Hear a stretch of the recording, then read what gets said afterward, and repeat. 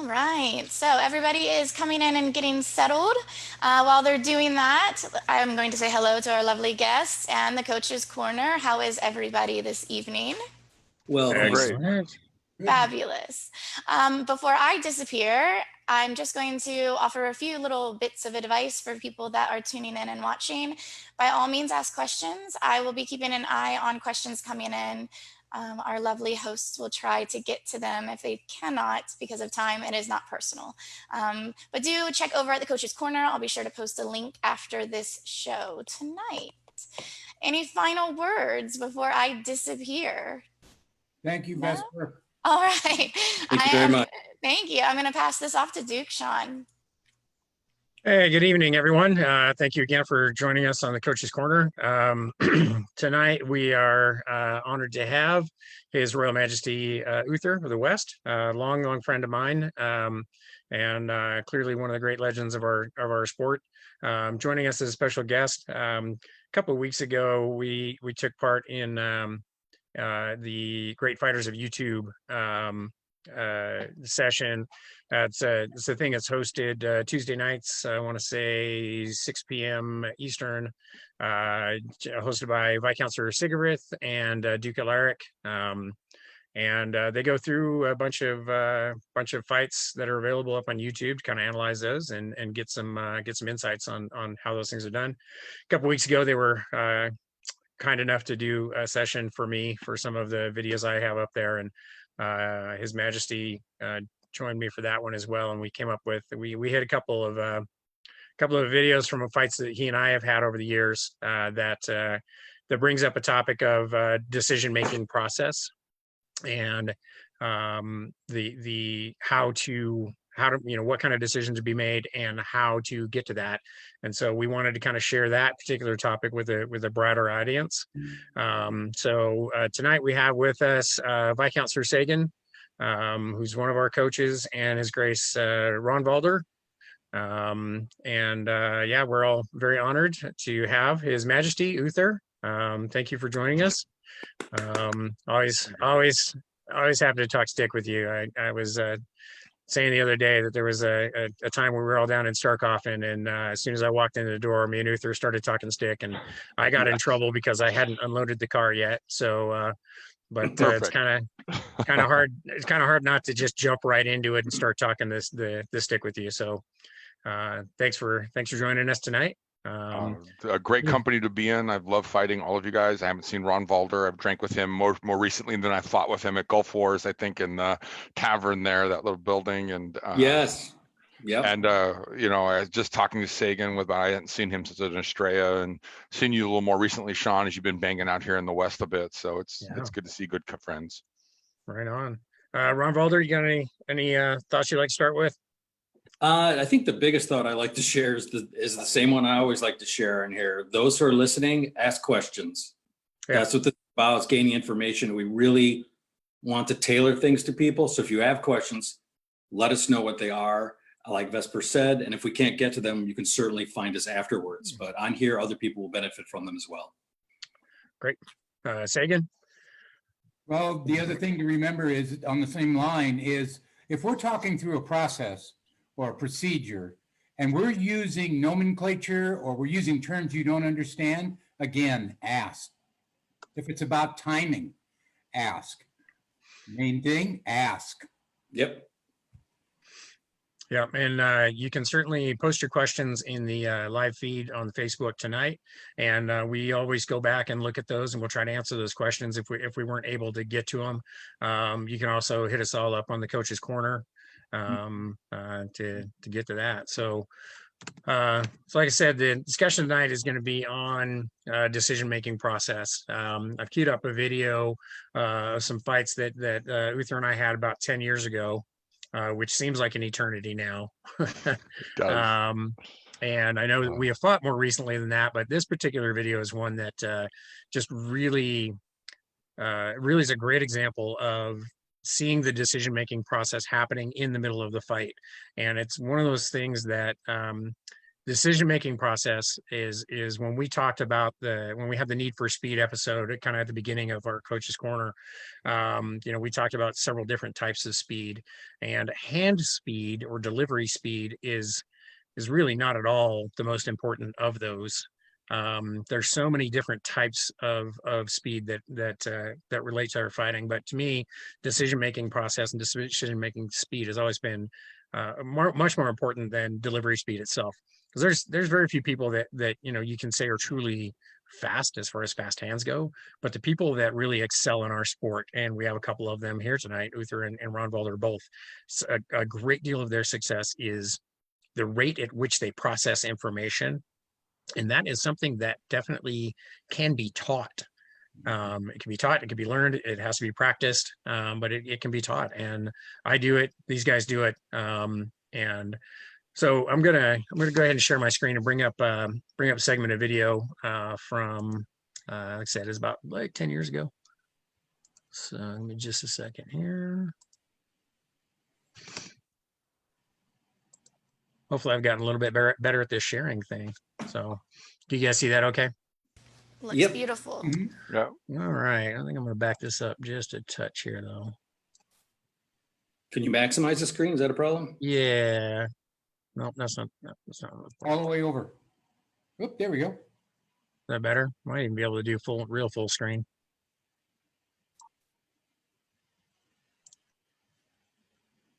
There we go. Is that coming through all right? That's Looks beautiful. great. So this is one right here. So after he takes my leg, you're going to see that there's a series of shots that come in here. And when we looked at this last time, if I remember correctly, this ends up being 5 shots in 5 seconds. If he wanted to just be aggressive and just throw stuff out there, he easily could have thrown 10 shots in 5 seconds. But it's that decision-making process and that time that he takes in between each shot. And this is, you can just, even at full speed, you can see every shot that he throws, there's a reason for it. And each of those reasons is each shot that he throws is dependent on what happened with the blow just before it. And stepping into this, he has no idea how this fight is going to end. He has a vague idea about how he wants to start it, which correct me if I'm wrong, Uther, but generally is going to involve an effort to suppress, maybe going after the sword, something so that you can suppress me, so I'm not so you're not walking in for free, just get a free shot on me. So always want to get a little suppression and or make you throw first when I'm physically out of range, but my gear might be in range. So you might crack my shield, but I'm not truly in danger, and then follow your sword back, or throw into your stick, follow myself, recover into my stick so I get closer to you, and then I can suppress. Both of those things are primary suppression tools, or how I think about it. Right. And so beyond that, beyond the what you do to engage range and to put yourself in a position to have access to targets, beyond that, there's no decision that's been made at this point. There's no, I'm going to come in here and throw these 5 shots and that's what I'm going to kill him with. And that's one of the things I really wanted to point about this whole decision-making process is it is a shot to shot decision-making process, and everything you do has to be is dependent on the flow of the fight and how things go and how I respond, because you throw one shot and there's no telling how I'm going to respond to that. Right. And then you just have to go based on how I responded, how your blow impacts. So let's go ahead and start this up. I'm going to run through it real quick, and then we're going to slow it down a bit. 3, 4, 5, right? So I wonder if I can't. Oh, I forgot what the shortcuts are. So YouTube, for those that don't know, YouTube has an option for playback speed. You can hit the settings down here, go to playback speed. We're going to go to quarter speed here. And as we go to quarter speed, you'll be able to see this a little more clearly. 1, 2. Now the decisions are being made. And you can see this little pause between each one of those things. Like when I Um, came up from the low wrap to the high shot, I really wanted to throw a snap, but there was no snap available. And then I roll into an offside. And so that's like processing, looking for the next thing in my tree and then having to finish it because I'm going to lose the power if I don't eventually throw. And then sometimes when you're pausing power, you might like hit something and be trying to roll that around looking for an opening. If you don't see it, I will almost always finish into my opponent's stick because I can take his offense offline with my offensive shot and make him move it. And then therefore I build time, even if I didn't get a kill I wanted out of it, I at least don't want to leave him cocked and ready to shoot back at me. Can I interject here a second? yes, please. Sure. So obviously I'm making an assumption on you, Uther, but I think it's a common thing for higher level fighters. What I want people to also see what's going on here is it's not that Uther threw a shot and then took a fraction of a second to make a decision, then threw a shot, then made a decision. What he did was he made a decision on a shot, and as he threw it, he was already beginning to process Yes. the information. Absolutely. So this is why we always talk about practicing your shots. Your shots will be secondary. So your thoughts are always, and this goes back to what Sean was talking about earlier, speed. If Uther is throwing a shot, but his mind is already moving to the second one, it starts going to the second shot. By the time he's executing the first one, he's winning the race. He's already a shot ahead in his head. Yeah. So that's where he doesn't necessarily, whether he's got the hand speed or not, it's moot. His brain is already one step ahead. Right. Absolutely. Yeah. The other thing to point out is that Uther is reacting to what he's given. He performs a movement, Sean performs a movement. Arthur reacts to that and goes to another movement. And so the fight continues until the dance is over. Yep. Yes, very important, because Uther's not throwing a 5-shot combination he practiced. Right. Yeah. Look, it's so like anytime I'm like, we talk about a shot tree of decision where you're making decisions, it's very common in there. I might have a 1-2 pre-programmed combo where I'm throwing the first 2 shots out of the gate might be, onside to the head, offside to the head to either hit the head or hit the stick. And then there's a pause, or that's when there's a little more looking for other shots, but it's more like, bang, bang, touch something, look, touch, bang, bang, touch something, look, bang, you know what I mean? Look for a step, try to take an angle. Did I get it? No. And then sometimes, when you're trying to pause that power, and that's partially about like when you're on a Pel, it's not about how fast you can go through the motion. There's also an aspect of you throw a shot and then you come over. Now I can make it an offside. Now I'm making then I'm making an offside body. Now I'm going to make it an offside leg. And all 3 of those shots are off the same lead in. Yeah. And if you're in a really good zero mindset where you didn't have a pre-planned series of things to occur, your lizard brain ideally will, as Ragnvaldr really pointed out, you're trying to get ahead of that defense, right? And your mind is like, oh, the leg is open. And so I'm not really thinking about it.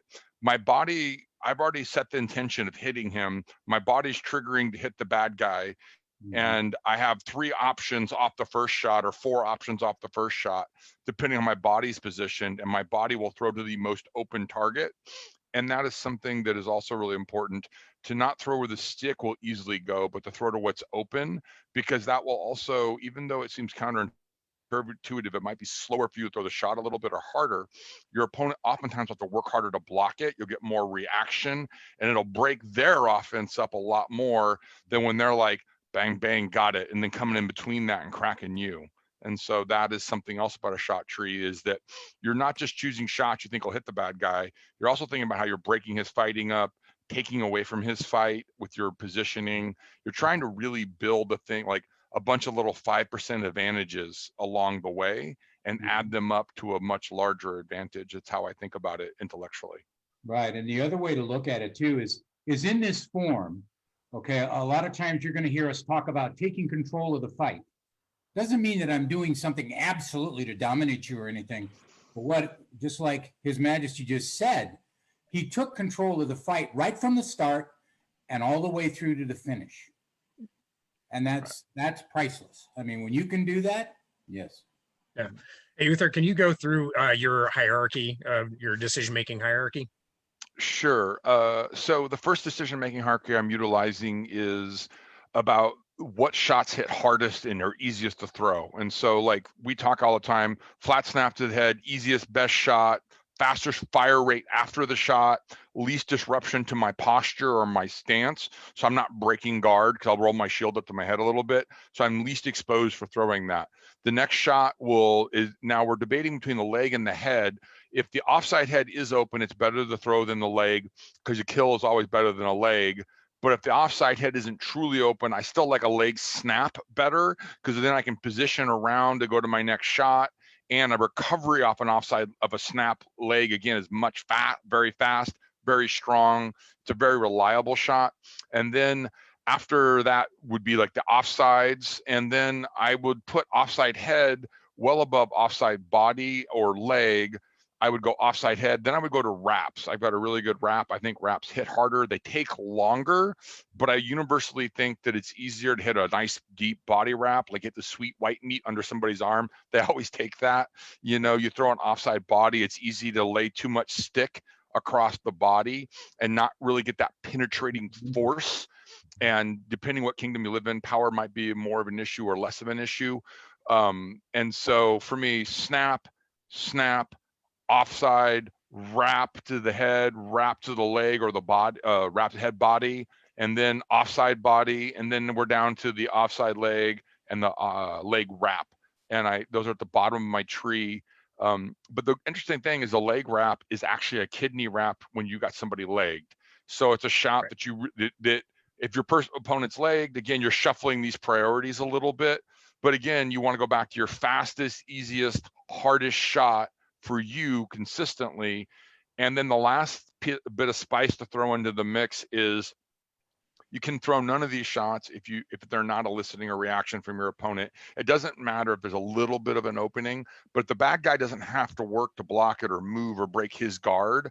I don't hold it in as high of a regard. So if I'm just throwing a snap and the bad guy can go bang and pick it up, even though there's a little bit of a snap, I'm much better off moving to the left as I throw that snap to make him adjust more, but also I want to break his guard. And that's another, in my decision making, can I make you break your guard? Can I make you really move your shield or move your feet? And when I do that, the reason why I think about that is if you make somebody reset, it slows their shot clock down very often or interrupts it, hits a reset button.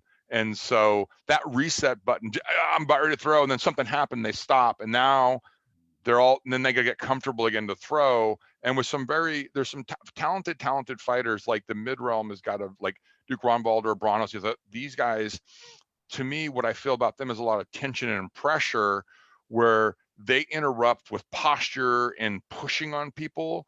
And I do a lot more of that with throwing shots at the moment and trying to bait engagement, but we're achieving the same goal, and that's that interruption and a shot selection to keep us available. I mean, does that kind of get what you want, Sean, or answer it? Yeah. Yeah. A couple of weeks ago, when we talked to Duke Allen on, he talked about, probing the fight, right? Right. And that's all part of the decision-making process is gathering information. Right. And so that's a lot of what you're talking about. You can throw something and you got to have that pause in there to reflect on how your opponent responds to this. And I know Ragnvaldr, you got some thoughts on that too. I think that Uther hit it correct in how we do things, and a different approach to get the same kind of result. So our goal here is talking about timing, right? When to throw the right shots.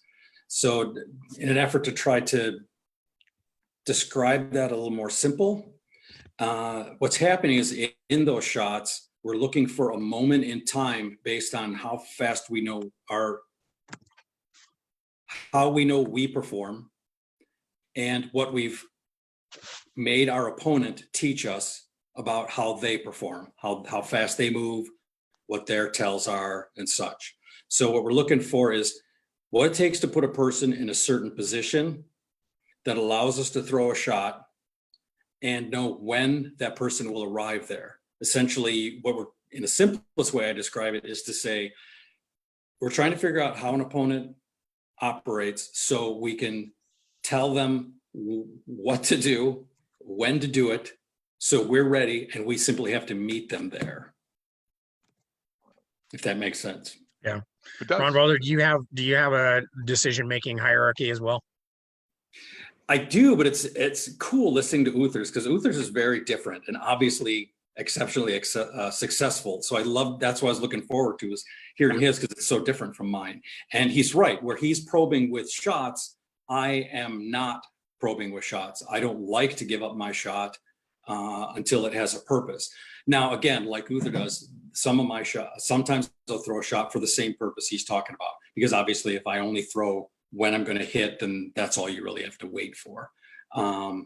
But I will do essentially the same things. I will shift body position, move my body in the same motion and tension that I would use to throw a shot, except not actually throw the shot. And it will elicit a response from my opponent. So what I'm looking for is any response from an opponent lets me know that I created that, so I can make it happen again. If it's something I can work with, I will. If it's not, I will probe, like we talked about before, for other things. But in that process, what I'm looking for is not only what puts them in a place, but how fast do they get there? How do they respond? Do they respond offensively, defensively? So, but really time-wise, it really comes down to how long does it take to execute the thing? And that's where I'm trying to cut into it. So as far as a series of shots that I go through, I don't really have a series I try to work through. It's common for me to, because especially with left hand, I will often start a lot of fights by simply putting a lot of tension and dropping that thrusting tip right between hand and shield, where it points into a person's stomach and chest. That's instinctively a place nobody likes invaded. So typically people respond immediately. So I get a quick input on their response.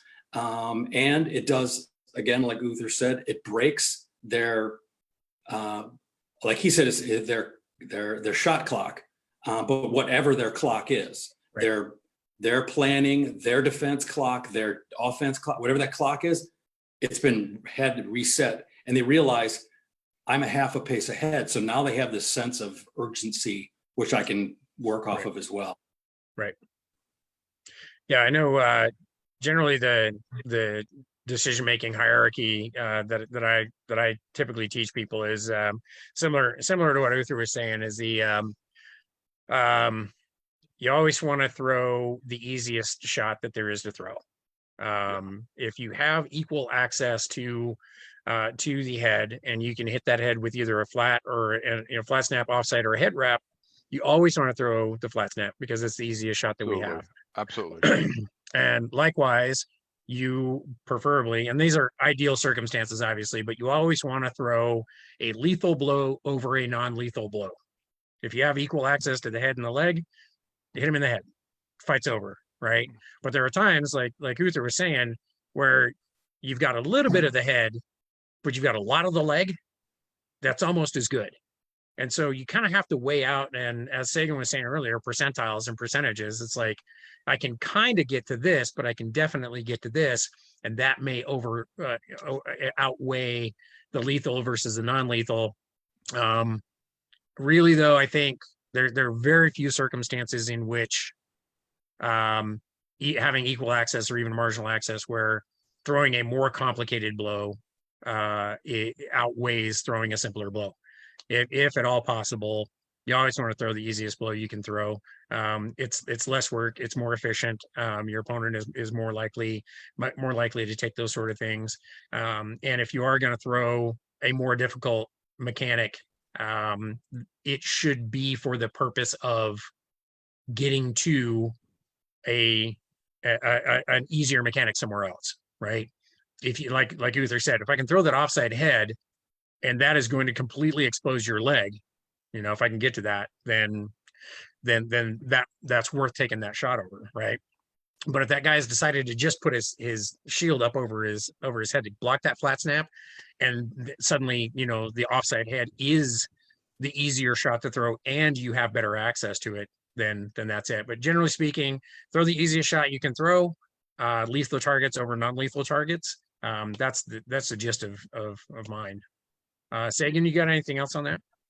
Well, and the idea is, of course, the shortest course, right? A to B, A to B. Just like you guys have all said, A to B. Don't go A, B, right? If you can get to it, get to it. So usually in training or even in fighting, there's two courses I take. One, you get to go first. I love it when you go first, right? Because I'm gonna be in a position where you're gonna have to give something up to get to go first. And probably halfway through you going first, I will go. Right? The other one is I will force, just like His Majesty did to His Grace Sean, right? Throw it in there. Now then, if I can get your sword and shield on the exact same side of your body, like His Majesty said, I've locked up your offense and your defense for a moment, because the thing that's coming at you is not what I'm going to hit you with. And I'm probably going to take control of your shield with mine, step forward, press it into your sword, and now I've got your entire right side. But on the other hand, I could sit there and open my leg and wait for you to shoot at it. And just say, hey, hey, this old fart left his leg open. Yeah, he certainly did. And you probably, your fighter brain is going to be telling you, just like His Majesty and His Grace Sean were talking about, the percentages and the shot hierarchy are going to tell you that leg's wide open. What your other fighter brain might not tell you is, why is it open? And that's the thing. We train to take advantage of what our opponent has trained and practiced to bring to combat. And when they bring it in, then we can take advantage of it, just like His Grace Ragnvaldr said, right? Here, let me find out who you are, but I'm going to let you tell me who you are. Maybe it's the way you stand. Maybe it's the way you throw onside shots, offside shots, leg shots, head shots, wraps. You're going to give me a lot of information that I can use, and all I have to do is volunteer for you to throw. And then when I go to throw, I'll find out how well you adapt to that, and it'll happen quickly. Yeah, Ragnvaldr said several times on various episodes that a lot of this is letting your opponent tell you how they want to be killed. Yes. Absolutely. Yes. And that's the whole thing about this decision-making process, is your opponent will tell you how they want to be killed if you give yourself the time to listen to that. Yes. If you're trying to, there's a lot of people that want to throw more faster, and you're just trying to, and just being more aggressive, right, and throwing more stuff down range, hoping that something is gonna stick. But if you take this time to make better decisions, your opponent is going to tell you how they want to die. There are a number of resources that are necessary for us to deliver a telling blow, right? There's range, there's timing, there's power, there's angles, there's all these things that are involved. And I refer to those as resources. They're all things that need to be in place in order for you to be able to deliver a telling blow. And for my money, the one thing that I think is grossly overlooked in our sport is the why. Like, why are you throwing the blows that you're throwing? If you make a better decision about the blows that you're throwing, the resources that you need to deliver a telling blow are inherently going to be available in ways they are not when you're trying to force something to happen, when you're trying to make something happen, when you're trying to, it's easier to get somebody to do what they want to do than to get you to do what you want them to do. Right? Absolutely. So listen to your opponent. They will tell you, they will shout it from the mountaintops. Absolutely. What is it Ursula from Little Mermaid said? Never underestimate the power of body language. Yeah. Yeah. They will tell you. Now, you want to get even more advanced, you make them tell you. So that's the next part. But it's a language. And I think the best learning tool for it is the word Sean said is why. So when you're fighting, especially at practice, and you throw a shot, you should be able to answer that question for yourself. Why did I throw that shot? You know, if you can answer that question, you will find you've opened yourself to a whole lot of information about yourself and your opponent. But if you don't know why you're throwing, I'll tell you what, you got an opponent who knows why you're throwing and you don't. That's why people think I hear it all the time in Bronson. I get a huge laugh out of it. Everybody's like, Ragnvaldr's so fast. Well, you guys both know that I am not at all fast. But I make people tell me. So I appear to be fast because I'm going, and now back to timing, I typically am attacking in between a beat. So I'll set a pace, usually, again, like Sean Uther and everybody's saying, is that my opponent's pace, the pace he wants. I want him in a comfortable beat because it's predictable. Mm-hmm. So if I can be in their beat, then when I change it, I can be pretty safe knowing they will not change their pace. And I can cut in the middle of that, whether they're offensive, defensive, whatever the advantage is. Timing wise, that's a lot of what I'm looking for. That's why I appear to be fast, is I'm not out shooting anybody. I'm going in between steps when they're not expecting a step. Could I add two things to the mechanical side of this? Please. So one thing is, when you're throwing that shot, it's also very important to understand for yourself what your last possible shot variation point is. So if you're throwing a shot and you throw your snap to the leg and your hand drops and you're going down from the shoulder, you're right there from moment one, that is not also very obvious to your opponent. It also you never tried to lie to him, or you never tried to show him anything else. And so you always said that was like Ragnvaldr, they're going to tell you, or Sean was saying people are going to tell you to die. You've said from the start, I'm throwing a leg snap. You always throw that leg snap. One of the things I really got out of Jade a lot was Jade has got a very late decision-making point. Ragnvaldr has a late decision-making point, and Branos have a late decision-making point. When that hand is coming forward, it is still an onside or an offside very late from the travel, because you're generating power in your body, and it's very important to have that tension in your body, and you're launching that out. And then the last thing that's going to happen is the English you put with your hand, or maybe that last bit of guidance, and that still can be a leg snap. That still can go up to the high head, right? But when the hand comes flying out, a lot of times your opponent is going to react or overreact. And that is where you see decision-making happening. Because I was rolling my hand out, and then about here, I'm out pretty far ahead of my shield. Now I see that guy, his shield comes flying up. He thinks it's a head snap. And then I drop my hand down and the sword drops. And remember, the sword, your hand doesn't have to be all the way low to make that angle happen. You can just break your wrist. Same thing coming up above the head. You can shoot above the head, drop the sword over his shield. So when I go flying up like this and he thinks it's going to be a chin snap, and you come up a little higher and come over the top of the shield and hit him in the crown of the head, you've shown him where the shot was going to go. He knew what it was going to be, and that happened. Or you come flying forward and he sees that snap, and then you push your hand, punch your palm down to make that offside happen, right? And by doing that, your commitment to the shot you're throwing is late. And that's also something else on appel work. It's one of the problems. People go to appel, they bang on it, they don't move around the appel, and they don't change the variation of their shot. So when I'm looking at that, I'm like, when is the last point in throwing a snap that I can go to the leg? And then I'll throw a head snap, a leg snap, a head snap, and a leg snap. And I'm trying to see how far I can get my hand out there and still get a nice bit of force to drop it or raise it, because those are two opposite points on the body. Same thing on that, going forward to an offside from an onside, right? And that will help you in one, as Ragnvaldr said, I believe it'll support timing, because that's a timing issue, right? And that makes you not only seem faster, but also on your shot tree, the later you make the decision, the more information you glean from your opponent, and that's really important. And then the last bit of mechanical data I would put to that is you've also got to have holding patterns in your own body.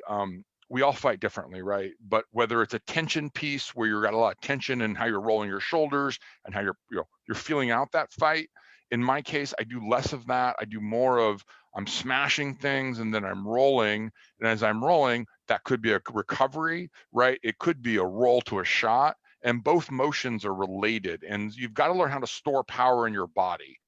And so when I throw that first snap and it comes cracking out, a lot of times I throw my first snap and I go up high with it because I want the shot to hit and go up.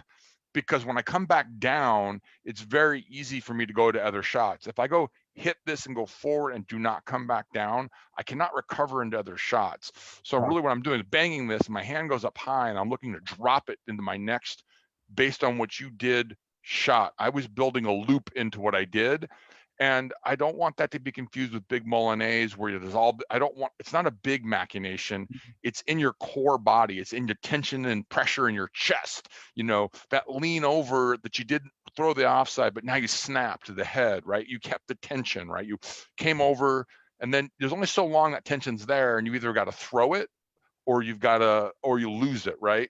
So I'm going to, and then you got, does that ring a bell for either of you, Sagan or? It does. It really does. Now, and the idea here, Your Majesty, and you hit it right on the head. You did use the word, right? Every shot in its completion had a commitment point to that shot. So just like you were saying, your hand went out and right about here. Okay, so the wrap target presented itself. The flat snap target presented itself. The reverse over the top presented itself. But when the hand went out, there was no, the decision was made to put to throw this. Then the commitment to a blow came and that blow was completed. And that's very true.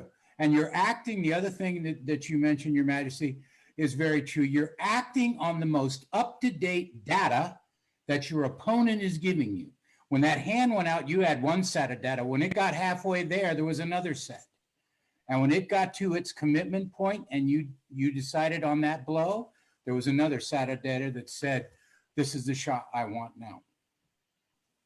You know, Uther, listening to you talk about how Jay does that, Bronos and Ragnvaldr, and I would agree. Ragnvaldr, would you agree that you guys have that pause in that initial shot as you're making that those decisions? Yes. Yeah, I think that's part of the reason, again, that some people think I'm fast, but it can also be used for other things. Uther's description of it is exactly the purpose of it. You want that to be as late as possible. Its other reasons are when that shot is initiated, even if somebody realizes that you are throwing a shot, you've already initiated a shot, they still don't know where it's going. Unlike the first one Uther described, if you're that guy who, this is how I throw my leg shots, and then these are all different. Well, once I know you've started that, and that's Uther's point, once he knows that guy starts that leg shot, the guy hasn't even really thrown it yet, but Uther knows what's going to go on in the fight for almost a second from there. That's free time. That's an opponent who is it's an eternity in a fight, right? Well, a second is an eternity. Yes. Yeah, it's absolutely. So from the time that guy starts the shot and recovers it, Uther knows where that guy's sword's going to be. In essence, he's created, that guy has given him free time. I am no threat to you because you know what I'm doing this whole time. Whereas if he had thrown a leg shot with a later commitment in it, maintained more of his, like we talked about in previous videos, right? Having consistent stance, hand position, shield position, being aware of where you are. If he had been that guy whose commitment to the leg was late, now Uther still knows he started a leg shot, but it could change. Now I have to change my behavior. How can I alter this so I have better information? So, and that's what we're talking about. So when you see that opponent, so that brings us to our next step. What do you do when you've got someone who does this late break like this? For me, it's often, as an example, a change in location.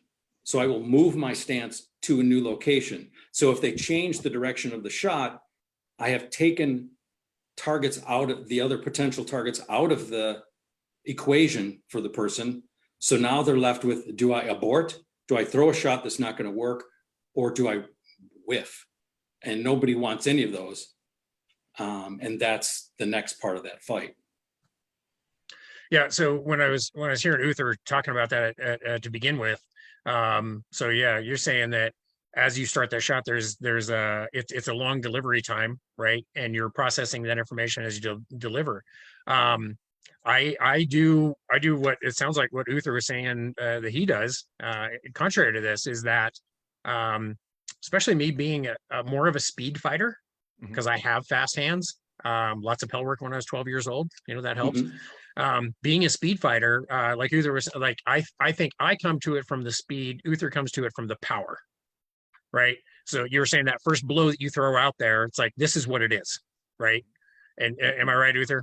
Yeah, a lot of times it's bang bang or something right off the bat, and then the next one's got the pause or the redirect. Exactly. And so I come to it from the speed where the shots that I throw once it goes, whatever, for the most part, whatever it looks like, that's what it's going to be. However, it's the recovery that comes after. That's where I start my decision-making process. And truthfully, this is a bit of a deficiency for me. This is something I have gotten in trouble with over the years, because my flat snap is so automatic. And I mean, it's fast, but it's more than that. It's automatic, right? As soon as my hand starts throwing the flat snap, it is so automatic for me that there's actually, like, I actually lose a beat of vision, for lack of a better word, while that is happening, because once I start it, it just goes, right? But it's what happens after that where I think I excel. As soon as that lands, I'm going to do, we talked about this when we did the video review a couple of weeks ago, natural return path, right? I am going to follow the natural return path. The natural return path is determined by how the blow impacts or does not impact. So when I throw that shot out there, if I hit it, great. If I don't, how did that impact? Did it, you know, did it go through and across? Did it come straight back? Did it drop down to a teardrop? And how that blow impacts is going to determine what happens next. And there's a lot of stuff that I get where I get a secondary kill off of, you know, I get a kill on a second or third shot where, you know, people say, oh, that was a beautiful combo, but it's not a combination. That's where the fight took me, right? I throw the one, I follow the natural return path, and that natural return path tells me what next blow is easiest for me to get to based on how my opponent blocked it, whether it got trapped, whether it bounced or whatever. How that return path flows is going to give me the next thing. And so, yeah, it's interesting hearing about that. You know, on the one hand, there's the slow delivery, and one of the things about that slow delivery, and I think this is something that Ragnvaldr does a lot of, is you get started on it and your opponent responds, and it doesn't matter what choice they make, they're wrong. Because you've taken that pause in the delivery, whatever they decide to block is wrong, because then you can just drop your hand, or you can roll it into a wrap, or you can do whatever it is. So yeah, you can take that pause, and I think that's something they do exceptionally well. And I think, yeah, Uther, you and I, you know, when we throw that first blow, it's, I mean, first off, like, any blow that these guys throw has intent and it can kill. But I think for us, I think ours is a little more what you see is what you get. I think mine comes a little more from a speed perspective. I think yours comes more from a like power perspective, right? Here we go. Yeah. Well, it's funny when we were talking about the shot hierarchy. The one thing, you know, Ragnvaldr said it in a simpler version. One of the simplest version we say to my squires, and I keep going back to the word power, which you guys aren't really using the same way, right? Because there's a culture issue probably. But for me, it is the most open, hardest shot that you can throw that is easiest, right? And so I say that in that order because I want it to be the most open, because I want to move my opponent the most, right? I want him to have to react and do something for it to make that block. And the most open implies that. And then the hardest, because mechanically it's the most sound. That's where you go back to that flat snap thing. And then the recovery and everything else comes like in that third paradigm. So it's interesting, like how we're prioritizing it. It's a little different and shuffle, but we're getting to the same place for different reasons. And I think that's the beauty of the sport, where we're all kind of chipping away at our little kung fu, trying to, you know, my dragon versus your praying mantis and make that work. And I love that about what we do. And you know, one thing I got out of Ragnvaldr and Branos, you know, you guys so beautifully can encapsulate what you do. But one aspect I also got is I had the aspect of throwing out, making a late decision. What I did not have is what did it look like going out? And one thing Branos talked about is if your hand's this way and the sword's up or more or less up and you go driving forward, he was like, tell me when that's an offside or an onside. Right, right. That's a fucking late piece of information for the guy receiving the shot, right? Yes. And he could do that so late. And I was already working that in other aspects, but he was going all the way back from the origin of the shot where I'm going to the, I've thrown a shot. What did you see? Now I'm going to do something else. And he's gone all the way back here. Do you even know I'm throwing a shot? Because my hand hasn't moved very much. And it looks like my hand here guarding and my hand here coming forward. When did you notice I was throwing a shot? He was taking time off of you seeing that he was throwing a shot. And that to me was sneaky as hell. I loved it. And I was like, I got to get me some of that. And I actually changed my guard in fighting and added a new guard. And I fight with my hand mostly here because when I drive forward, people don't see that as easily that if your stick is in this way, and I fought a lot more than previously, we start coming around. As soon as the stick starts making that rotation, it takes more time and it's obvious from the jump that you're throwing that onside shot, right? Or maybe you're going to roll down, but it's obvious the shot's coming. With Branos and Ragnvaldr, the thing I find very challenging about your guys' style is that hand is in this position, and the relevance to me in seeing that the origin of blow, I see it really late. And so that's something I had never considered and I got from you guys and I really appreciated. And in my shot tree, I just built that into my style. I think the real is, again, I'm chasing a little more power and I'm cocked a bit more, but I'm back, but my hand's still here and you guys are hands forward a bit more, but it's an homage to what you're doing because there was something, a kernel of greatness there that I'm like, I got to steal that and put it in my own thing. Well, we're honored to have you take that. That straight on shot is the way you're describing it is exactly right. I lost my train of thought with it. I'll come back to it if I think. Let me pick up on that. So part of the reason that works is the way your eyes are structured, rods and cones, right? We don't perceive motion with something that's coming directly at us. When we see motion that's going across the field of vision, we see that motion happening.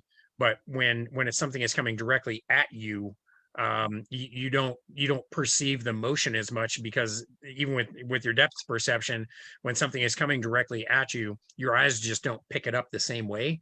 So if something is coming directly in line and then it turns, you are going to see that a little bit later, as opposed to any motion that comes around. And most of what I throw is letting the tip go out and letting the motion come around. It works perfectly fine for me. But that's part of why that works is the way your eyes are built and the way you see it. Yeah, that's exactly right. So what I was thinking with that straight on, what it's allowing me is to fake an opponent, because now once I have thrown anything, it feels so like Uther said, it feels so fast, so sudden, because they only catch the last half of it. So now I will add a little bit of tension with a motion and not actually have to move my hand at all. And it appears the same as a normal shot because there is no real movement in it. And then going to what Sean's talking about, how your eyes perceive things, that's exactly right. If it comes straight at you, you don't perceive it as well as you do lateral movement. So now you begin to combine them. So now you shift your stance and people pick up the lateral movement of the stance and they tend to shift with it. And then you push the hand straight out and it's even harder to detect because what they saw was you move. So they never actually see you throw. So it's a sleight of hand, I guess, basically. Yeah, and very, very true, Your Grace, because when your hand comes straight out, that's not a blow. So their decision is locked. They can't make a decision because there's not enough information. So you get extra time. Now we're further into the decision-making for them. And by the time they make a decision and they start in, you may have already reached your commitment point and they'll miss. So yes. It's very disturbing. Really, you ask people, why didn't you move? And they said, because you gave me nothing to move to. Yes. You gave it to me and it was too late. Yep. Yeah, and that's Sagan. That's one of those things that all plays into that blow recognition stuff that we talk about.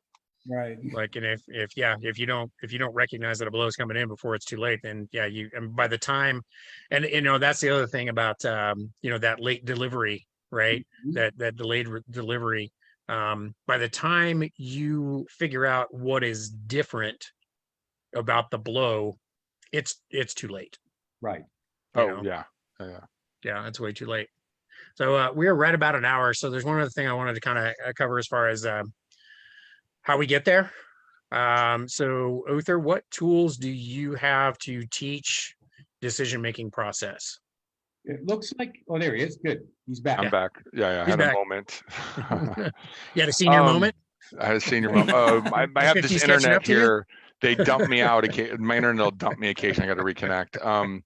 So I use two things. One is we do talk about like we'll do a few things, and I'll go over a couple of them really quickly. First thing we do is we'll do slow work, and we will have like I can as in slow work, I will have the attacker and the defender, and the guy defending can always throw one shot. The guy attacking can throw two shots or three shots, right? And you might set it up a 3 and 2. And the last blow, we're going to look where we're at, what blow was thrown. And usually the blows is throwing last. And then like, why did you throw that shot? Just ask the fucking question. And I know it sounds blunt and I don't mean to cuss, but I'm like, what the fuck did you throw it for? It's okay. And be blunt and be ruthless, and don't be a dick, but be ruthless about the why, right? As you said earlier, that's so bang, bang, bang, bang, right? And then if you're teaching somebody, a lot of times, I will either cheat the shield up or cheat the shield down, and I'm trying to present a particular target in slow work, and then saying, hey, in that last pass, why didn't you throw the head? That's directly out of Sagan's playbook. That's why he's nodding so hard. Stole that from the man on the mountain over there. That guy was an amazing trainer. And then the last thing I do is just me alone on the Pell. And it goes back to doing the 1 through 6 drill. I'm sure people are familiar with that. Leg, body, leg, head, leg, offside body, leg, offside this. And the thing about that flowing through those blows is it's very important that you don't throw a blow to where the sword wants to go, because the sword almost always wants to go onside, offside, or offside, onside. Where you really want to throw is to what's open. And so throwing Pell work in there where you can't go 1-2 or windshield wiper, but you really got to figure out mechanically in your body how to be sound in your mechanics and have that and that's where that later decision where you're like, snap to the head. Now, how do I get back over here to the snaps of the body? And then when you start thinking about it, well, where would the shield be? And that's probably going to require a little scooch. My butt's got to come over, or I got to slide my foot over to get the kidneys and get that rib angle in, right? And so the first part of it is just getting the mechanics down, going through 1 through 6. The next part about it is thinking about the bad guy and what his defense might look like and a more practical application of that.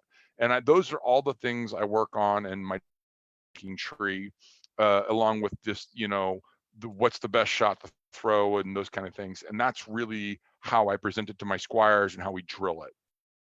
So you'd also had another drill that I liked. You talked about a while ago. It's basically it's more of a target recognition drill, but that's part of the decision-making process, right? And you talked about you're going to put yourself in a position, and then you ask the student, you ask the trainee to identify primary, secondary, tertiary targets. Yeah. Can you talk about that just a little bit? Sure. That was coming back to that thing where I said we're like attack and defend drill, where I'll say you have, and I should have been more clear about it, you can throw 2 shots and you can take as many steps as you want. I get 1 step and I'm going to throw 1 shot back, and maybe I'll give him 3 shots.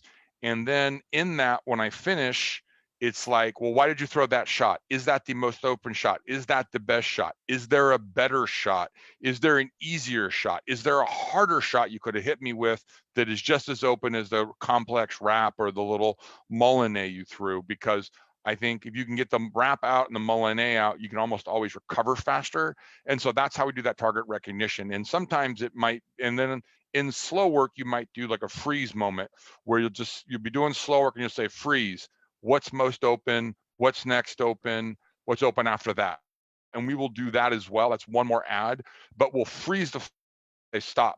And the thing is, we'll flow, stop. And so the stop should not be expected. It shouldn't be patterned, where when you're doing the 1, 2, 3 back and forth, there's a little more of a pattern to it. But what you're really trying to do is not let the person go down a bad path. You're really trying to stop and did you make the best decision? Did you make the best decision? And ask the fucking question, as I said earlier. You really want to ask that question and get you to that, right? And for my style of fighting and for what we do, that's all very prevalent in where we're at. Yep. Sagan, I know I got a lot of this from you, but what are your primary things for teaching decision-making process? Well, the absolute first one is the trigger drill. It's partially what His Majesty just described. His Majesty is describing the trigger drill in motion. I first start out, I will set myself. I will have my trainee approach, get in an on-guard position, reach out with their weapon to prove they are in range. And they will adopt their first set of footwork.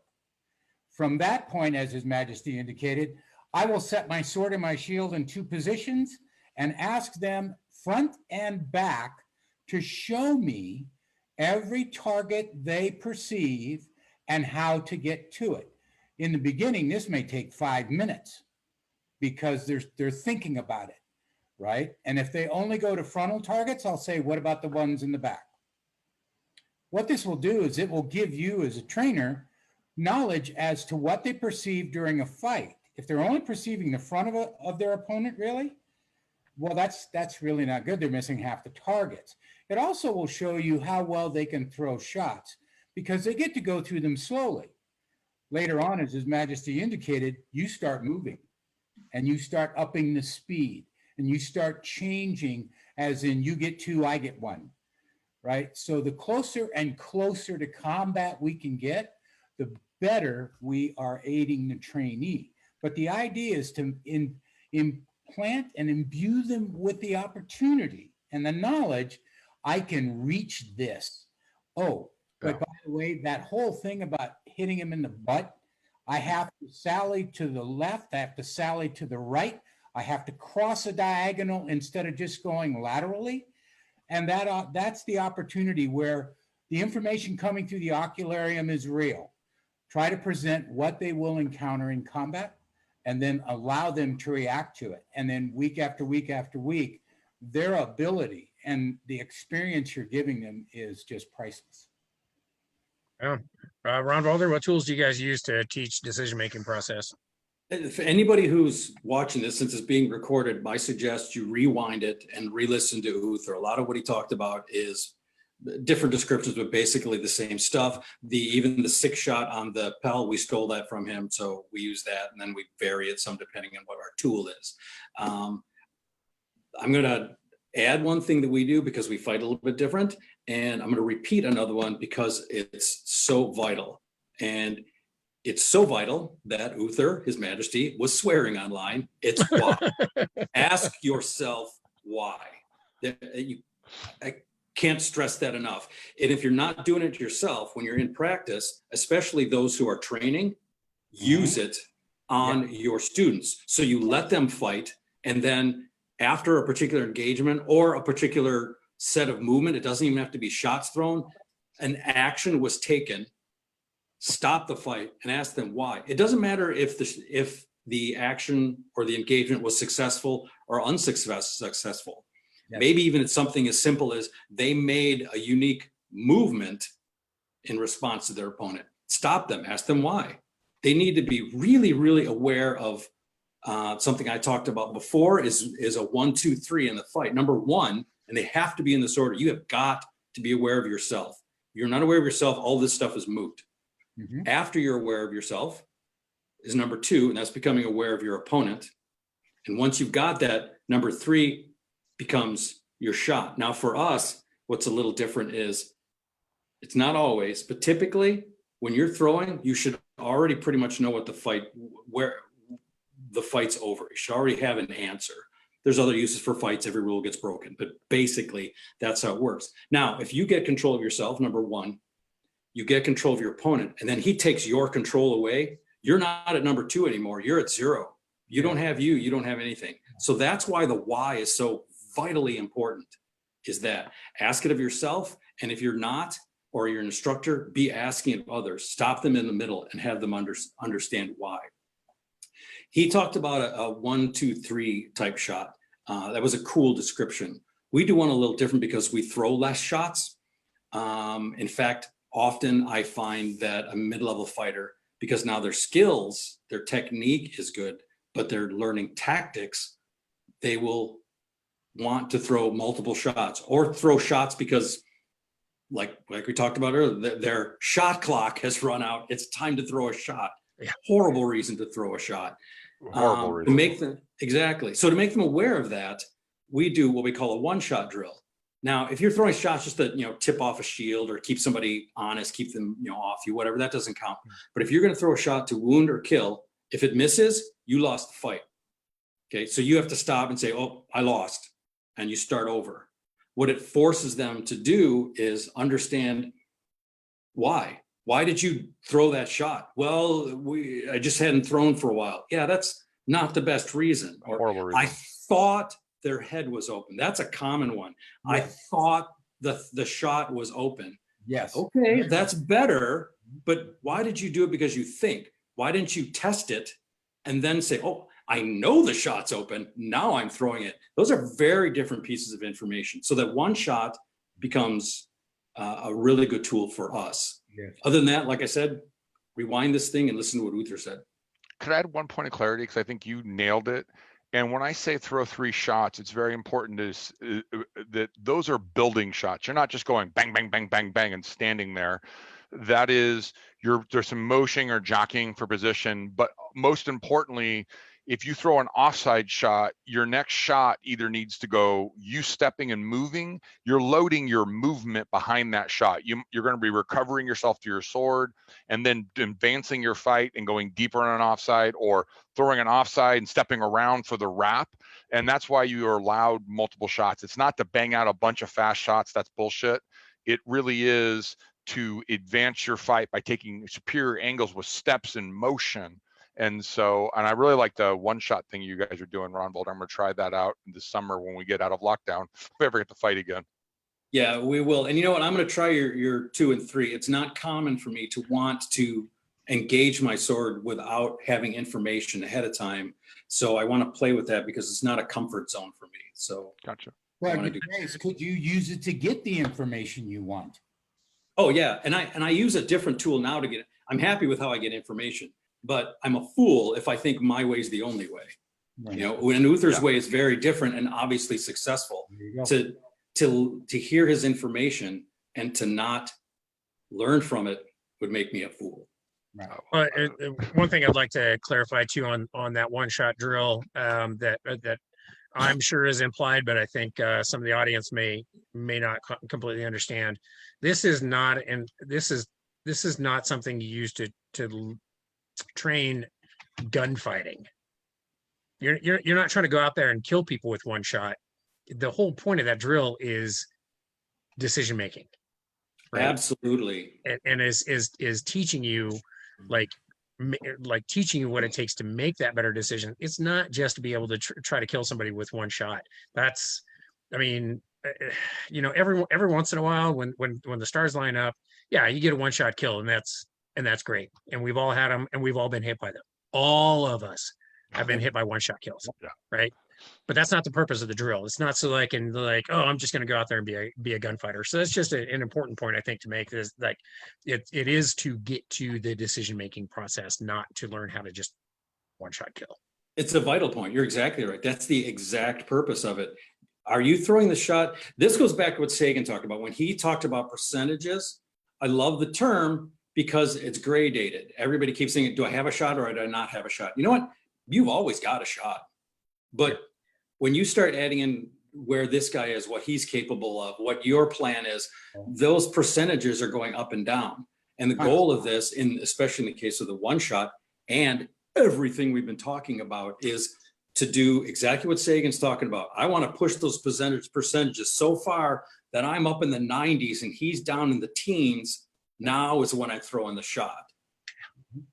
Because you've made a better decision about the blows that you're throwing. And now the resources you need are inherently present. Yep. And when you can do that, when you can throw to something that is more open, that is an easier shot for you to get to, that is less defensible for your opponent, you know, when you can have all those things and you make that better decision, you know, the shots you end up killing people with are really easy. Yes. Yes. If you listen to the Because- language, it is Yeah. easy. If you and talk it, and it's because you have created or allowed these circumstances to create themselves, and you have recognized and you've taken the time, you let the fight develop to that point, instead of trying to, like, this is my go-to thing and I'm going to keep throwing this thing until it works. It's like, why not go with the thing that is like easiest to do? That's one of the things that I hear from people all the time. It's like, oh, that's a lot easier than what I've been doing. I'm like, Yeah. let's make this Exactly. easy. Like, can I give an analogy? yes. Yes. So this is an analogy I'll give to a lot of people to hopefully give a different, open people's eyes up to looking at it differently. So think of fighting as playing cards. Okay.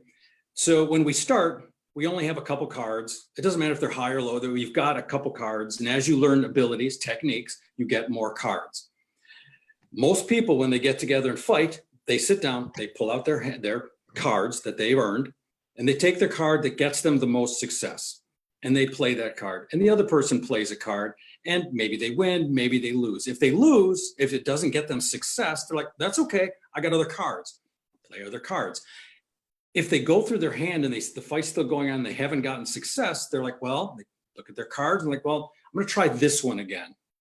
Okay, this is how I see most fights go. This is how I try to do it. I sit down with my cards. Again, it doesn't matter which ones I've got. It's whatever ones I've earned. They've got whatever they've earned. I take a card and I put it out, and then I see what they put down. And then I go, oh, I'm not playing that card. I just wanted to see what card you play when I play that card. And I do this until they play a card. I know I have a card that beats. Right. So now I can go, I'm going to play this card because I know he plays that other card.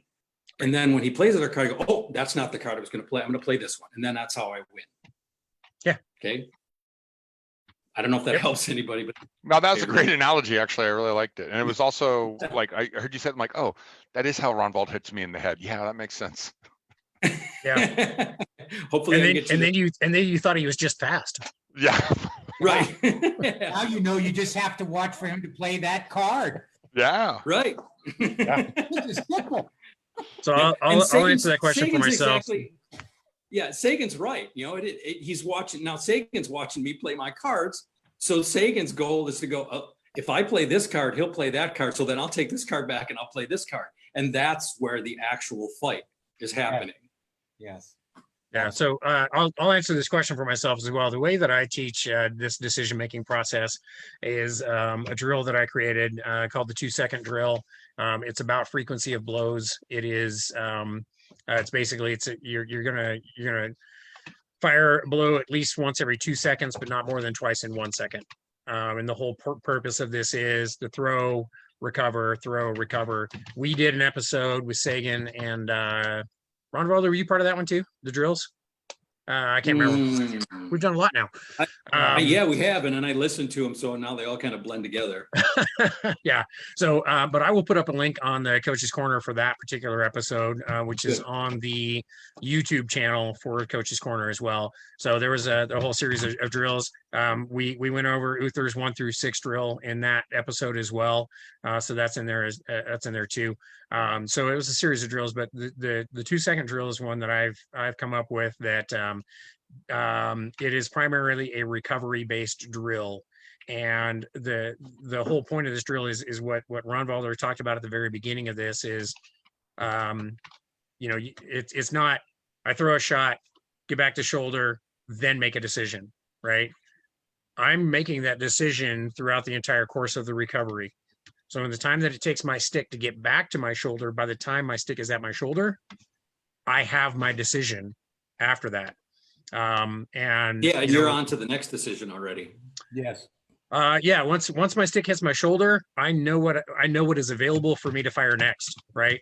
And one of the ways that I describe this is, we go through you go through the pel work to make sure that the stick mechanics are automatic. So I don't have to, my body doesn't have to think about how to throw a flat snap, right? So when I'm executing flat snap, so one of the things that Sagan always talks about, and we talk about with these 5 on each side, universal principles of combat, right? There is target recognition and there is blow recognition, right? What is coming at me? So as I'm executing, I don't have to think about how to throw a flat snap, right? That leaves my brain available to think about how my opponent blow recognition. How is my opponent responding to what I'm doing? So the whole time I'm executing, I'm looking at blow recognition. How are they responding? Did they block? Did they run away? How did they respond? Right. And so as I complete that, everything going back to the shoulder is now target recognition. So it's like, what is available to me as this gets here? And then as soon as it hits the shoulder again, now it's back to blow recognition, target recognition. And those are things that you train. The 2-second drill is great for teaching those two specific things. You throw that blow out there. How are they responding? Are they blocking? Are they throwing? Are they running away? How are they responding to this? And then it impacts now what's available to me based on how they responded, right? They respond in a certain way. That gives you that information. Now that I know that their shield is up over their head, now what is available to me? And the whole time this is going back. So like you said, it's not bang, thought, bang, decision, bang. It's like that decision is made in the course of the recovery. So that's the primary tool that I use. But ultimately, it comes down to slowing your fight down. And all these drills that we talked about, all these processes that we talked about for getting there, is about slowing down the fight so that you can see what is actually happening and responding to the actual data information rather than throwing to what you want to be open, what you hope is going to be open. I'm going to throw all this stuff and hopefully I'm going to get this. This is the one I want to finish with. So hopefully that'll be open by the time it gets there. That it just doesn't work. You have to respond to what is actually happening, the information that your opponent gives you, and making decisions based on that. So I'm looking at the Facebooks there. I'm not really seeing much questions out there. So we'll probably want to wrap up here. Sagan, you got any final thoughts? Yes, the idea, I know that the 4 of us just spit out a lot of stuff. But the common thread through it all is train. And ways we train are important to each trainee because we don't train them all the same way. But by the time these gentlemen get to combat, as they've described, their training and practice is over. They had that opportunity, and now it's time to perform. Their performance will let them know how well they trained and practiced. And once again, I'm going to say it again. I'm almost going to say it every time we see each other. If you lose, don't lose the lesson. So this is one of those things that everyone does in a lot of sports. Decision making. Is it a curveball? Is it a fastball? Is this guy going to do a jump shot, or is he just going to stand there flat on his feet? Is this running back going to go left? Is he going to go right? Is there a stunt here somewhere? It's all in the way you train and practice, and we're here to help you do that. All right. Ragnvaldr, got some final thoughts? When you're looking for drills, you're going to hear a lot of us talk about different drills, variations on drills. Use them. They're really vital. Slowing the fight down, slow work is vital. If you come upon something that you don't have a drill for, can't remember a drill, you do know what goes into a whole fight. So what I try to do to come up with a drill, which I end up doing often on spur of the moment, is I will take away bits of a fight until I'm left with just enough of the fight to work on whatever the technique is we're working on. And sometimes that's slower. Sometimes that means one person defends. Sometimes that means somebody throws a lot. La, la, la, la, la, la, la. Just if you're training someone, then you have enough skill that you already know everything that goes into a fight. If you see somebody who's having a problem with a thing and you want to isolate it, do that. Take away everything from the fight until it's isolated. And there's your drill. That's the easiest way I find to come up with a drill. There's plenty out there, but you can do it on your own as well. Your Majesty, final thoughts? I just want to say thanks everybody for having me on tonight. And I really hope somebody gets something out of this and you take something away from it. It is great for an old dog like me to talk about on my soapbox and bang about fighting. I love this thing and I love the people I get to do it with. So thanks guys for the invitation. So yeah, definitely. It's been exciting to have. Yeah, definitely like to thank you, Your Majesty, for joining us. Like I said, it's just you and I have been at this for a long time together, and it has just been such a joy. And having you on tonight to talk about this has been great. That's kind of how this whole Coach's Corner started. Is who would like to sit and be a fly on the wall and guys like us talking stick. Yeah. So honored and delighted to have you. So it's been great. So like to finish up as always by saying thank you to Vesper, our host. She does a lot of work for Absolutely. us, and I know Uther was on with her just a week ago, so she's doing a lot more than just the Coach's Corner. I'm happy he decided to come back. I didn't scar him too terribly. No, you didn't. Therapy works. So we really appreciate everything you do, not just here, but through the Known World Virtual Fighter Practice page, to kind of keep things going during this lockdown. And speaking of which, next week's episode for the Coach's Corner is going to be how to stay motivated during lockdown. So we'll hopefully be able to give you some tips and tricks on things you can do while we're all kind of isolated and not able to fight nearly as much as we would like to. So that's going to be next week, and we got a few other things lined up in the coming weeks. So I'd like to thank everybody for joining us. Didn't see a whole lot of questions out there tonight, which obviously means we're just a bunch of great trainers and everything we say is perfect and clear and nobody has any questions about any of this.